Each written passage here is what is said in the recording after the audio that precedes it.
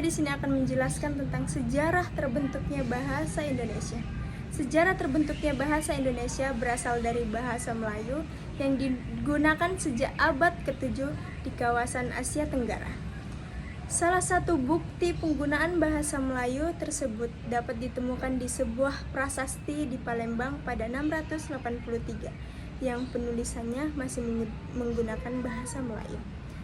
Apa sih alasan bahasa Melayu dijadikan dasar bahasa Indonesia? Baiklah, di sini saya akan menjelaskan juga alasan bahasa Melayu dijadikan dasar bahasa nasional adalah karena sistemnya yang sederhana. Bahasa Melayu mudah dipahami karena bahasa Melayu tidak memiliki tingkatan bahasa. Berbeda dengan bahasa-bahasa Nusantara seperti Jawa, Bali, Sunda, dan Madura yang mengenal tingkat bahasa.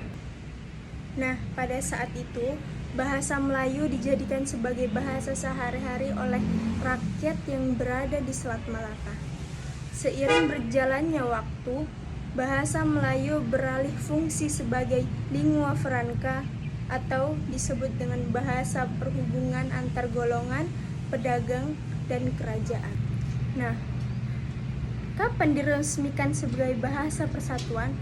Memasuki abad ke-20, rakyat Indonesia merasa membutuhkan sesuatu untuk bisa mengikat mereka sebagai bangsa.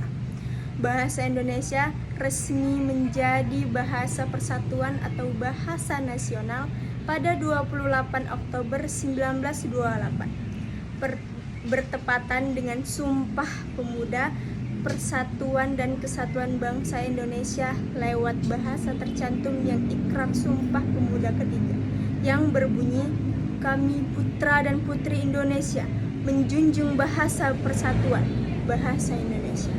Bahasa Indonesia sebagai bahasa persatuan diartikan sebagai bahasa yang digunakan oleh rakyat Indonesia untuk berkomunikasi antar sesama.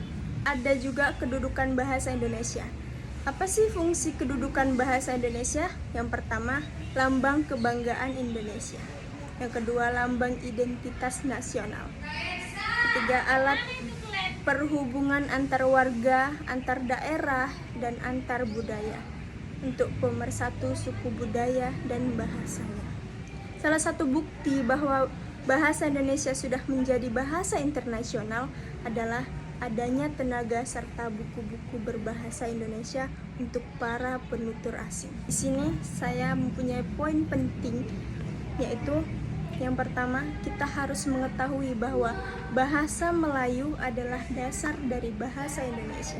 Yang kedua, walaupun kita sudah mempunyai bahasa pemersatu, yaitu bahasa Indonesia, kita tidak boleh luput dengan bahasa daerah kita karena kita adalah Bhinneka Tunggal Ika.